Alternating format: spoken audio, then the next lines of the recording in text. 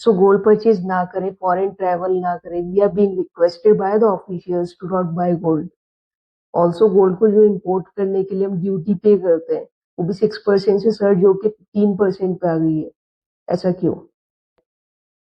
Reason quite simple है, the depreciating Indian rupee, गिरता हुआ इंडियन रुपी, जिसकी वैल्यू लास्ट 1 ईयर में 85 से 96 प्लस पे आ गई है, which is around 14% surge in last 1 year. So हमारे रुपी की वैल्यू डिप्रिसिएट हो रही है, डॉलर की वैल्यू इंक्रीज हो रही है। ऐसा हो रहा है बिकॉज डॉलर में हमारे खर्चे ज्यादा है एंड हमारी इनकम कम है।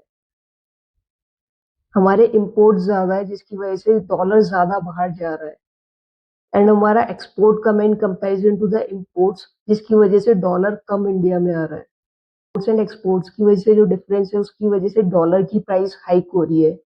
जब हम रुपी को एक्सचेंज करते हैं डॉलर में, तो हमें ज्यादा रुपी देने पड़ रहे हैं to make the payment in dollar. इसको और इन डेप्थ में समझते हैं। फॉर एग्जाम्पल, क्रूड हम इम्पोर्ट करते हैं एंड इमेजिन करते हैं कि क्रूड की वैल्यू 1 साल पहले भी 70 थी एंड अभी भी $70 पर बैरल ही है। सो मैंने क्या बोला, ये $70 पर बैरल है।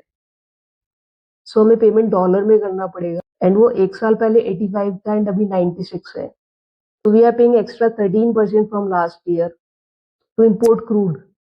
हम क्रूड इम्पोर्ट करने के लिए 13% एक्स्ट्रा पे कर रहे हैं पिछले साल से, जस्ट बिकॉज रुपी डेप्रिसिएट हो गया एंड वैल्यू 85 से 96 पे चली गई है।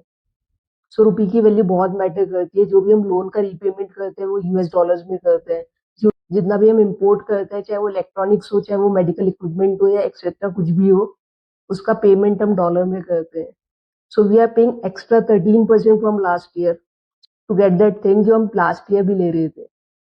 सो ऑफिशियल्स रिक्वेस्ट कर रहे हैं कि हम गोल्ड बाय ना करें, फॉरेन ट्रैवल कम से कम करें, बिकॉज हमें डॉलर में पेमेंट कम से कम करनी पड़े। हमारा टोटल जितना भी इम्पोर्ट है उसका 9% गोल्ड इम्पोर्ट होता है इंडिया में। सो ये एक मेजर रीजन है कि we are being requested to not buy gold.